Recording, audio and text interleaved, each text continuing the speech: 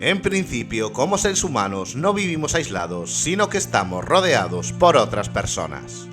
Somos seres relacionados y nos hallamos vinculados, de un modo u otro, a padres, hermanos, amigos, parejas, instituciones, sociedades. Cognición y emoción son dos formas de conducta las cuales influyen mutuamente. Cuando una persona razona que un sitio es inseguro, le genera miedo. Y cuando manejamos nuestros temores, pensamos esos mismos lugares más seguros. Ambos son sistemas adaptativos para enfrentarnos en lo individual o en lo colectivo a estímulos amenazantes. Sin embargo, la fórmula no es tan simple como parece, pues todas las conductas del ser humano se deben a una multiplicidad de variables y resulta muy importante comprender las bases científicas bajo las cuales se manifiestan. En conductas sencillas vemos reflejadas nuestras emociones y su intensidad. Escuchar en las noticias el informe de una pandemia como la influencia genera temor si ésta se localiza en nuestra propia ciudad, produce miedo colectivo. Definiendo el miedo, pánico y miedo colectivo.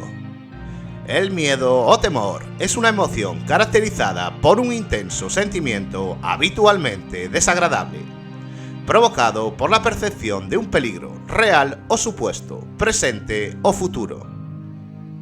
Es una emoción primaria que se deriva de la aversión natural al riesgo o a la amenaza y se manifiesta tanto en animales como en el ser humano. Pánico, del latín panicus, miedo excesivo sin aparente causa justificada. En el diccionario de la Real Academia de la Lengua Española es el miedo extremado o el terror producido por la amenaza de un peligro inminente y que con frecuencia es colectivo y contagioso. El pánico es una reacción colectiva muy temida, a pesar de no ser la más frecuente que se puede definir como el miedo colectivo intenso, sentido por todos los individuos de una población y que se traduce en las reacciones primitivas de fuga loca, de fuga sin objetivo desordenada, de violencia o suicidio colectivo. Un miedo colectivo es miedo compartido por una parte importante de un grupo o de una sociedad. Para fines pedagógicos se puede observar que el miedo, el pánico y el miedo colectivo son variaciones del temor, en diferentes niveles de análisis, individual, grupal, intergrupal o colectivo, y es una emoción intensa compartida por un grupo o sociedad ante la percepción de un estímulo amenazante, cuyas fuentes pueden ser psicosociales, políticas, económicas, culturales, espirituales o de la salud, de manipulación de los medios de comunicación o más. Estímulos que provocan el pánico o miedo colectivo. Para Freud, el pánico se produce cuando una tal multitud comienza a disgregarse y se caracteriza por el hecho de que las órdenes de los jefes dejan de ser obedecidas, no cuidándose ya cada individuo sino de sí mismo, sin atender para nada a los demás. Rotos así los lazos recíprocos, surge un miedo inmenso e insensato. El miedo del individuo puede ser provocado por la magnitud del peligro o por la ruptura de lazos afectivos. Del mismo modo, se produce el pánico por la intensificación del peligro que a todos nos amenaza, o por la ruptura de los lazos afectivos que garantizaban la cohesión de la masa. Y en este último caso, la angustia colectiva presenta múltiples analogías con la angustia neurótica.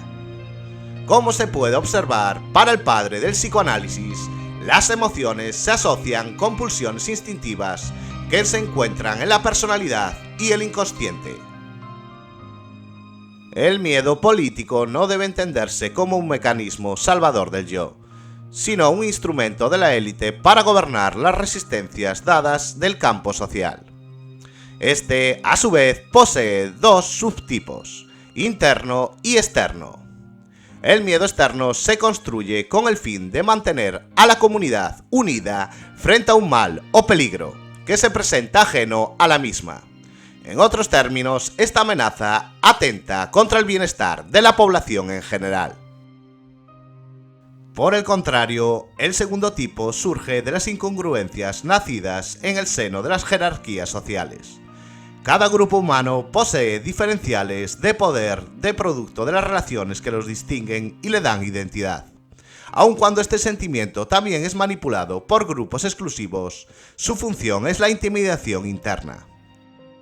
Al respecto, mientras el primer tipo de miedo implica el temor de una colectividad a riesgos remotos o de algún objeto como un enemigo extranjero ajeno a la comunidad, el segundo es más íntimo y menos ficticio. Se deriva de conflictos verticales y divisiones endémicas de una sociedad, como la desigualdad, ya sea en cuanto a riqueza, estatus o poder.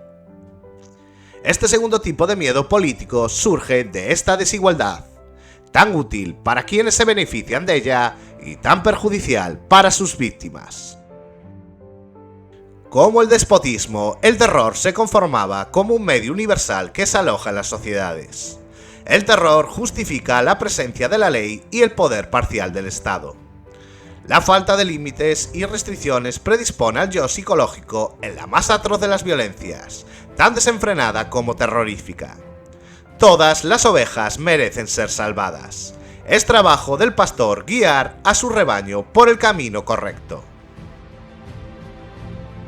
Los medios de comunicación en la era de la globalización se desnaturalizaron, abandonaron su función informativa e ingresaron a ser parte del engranaje del poder, donde su papel de eje desordenador de las subjetividades colectivas siembra angustia, miedo, terror y pánico, y criminaliza las acciones populares de la ciudadanía emergente. Los medios de comunicación, vehículo eficaz en la era de la relación mediática. Son prácticos porque reemplazan el discurso por la imagen o vídeo, cuyo impacto es mayor porque queda registrado en la mente. Provocan incertidumbre con el miedo y temor, que son respuestas específicas ante una amenaza interna o externa percibida por el sujeto de manera perenne y se convierte en un efecto crónico, al percibirse como un estado permanente en la vida cotidiana. No solo de los afectados directamente, sino porque los que conviven y son parte del segmento social donde se inscribe el sujeto. El miedo, posicionado en el colectivo como ambiente y escenario futuro, inmoviliza la acción colectiva, priva al individuo de su necesidad de asociarse, de buscar en el otro la convalidación de la información percibida, porque el riesgo percibido construye el terror de tal manera que aísla a las personas porque invisibilizan el factor provocante del miedo. Es un miedo paralizante, conspiratorio, manipulante y fragmentador dentro de la sociedad.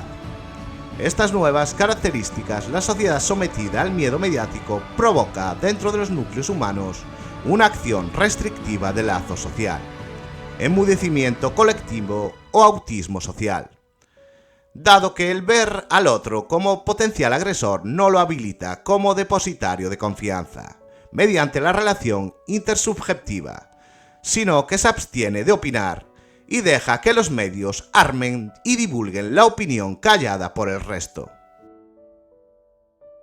La violencia es uno de los factores de mayor promoción, porque se ha demostrado que en una sociedad con los hilos asociativos rotos y el eje cognitivo del tiempo está fracturado, el pasado y el futuro son dos escenarios de poco valor y significancia para el sujeto.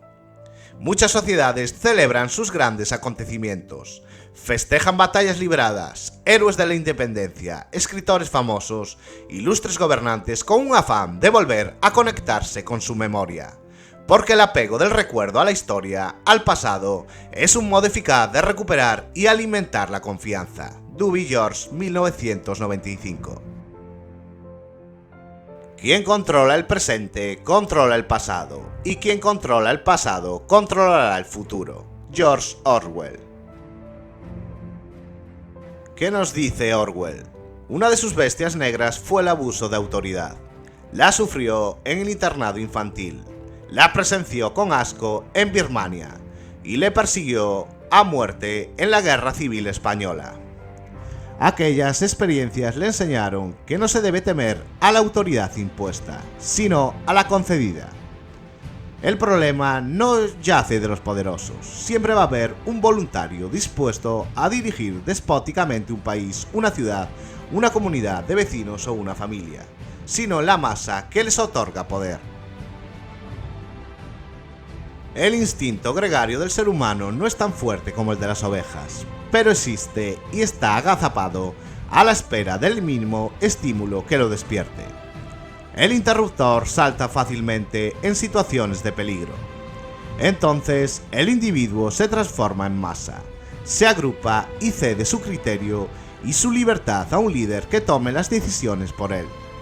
Esta capacidad organizativa se ha demostrado en numerosas ocasiones a lo largo de la historia. El individuo se transforma en masa, se agrupa y cede su criterio y su libertad a un líder que tome las decisiones por él. El enemigo se ha de señalar y después se ha de deshumanizar hasta el extremo, para que su desaparición no quebrante la conciencia del ciudadano. Así que en estos momentos de absoluta oscuridad, cuidaros de los medios y buscar las respuestas en vuestro interior. Fuerza y honor, camaradas. Nos vemos en el próximo vídeo. Que la fuerza os acompañe. Saludos.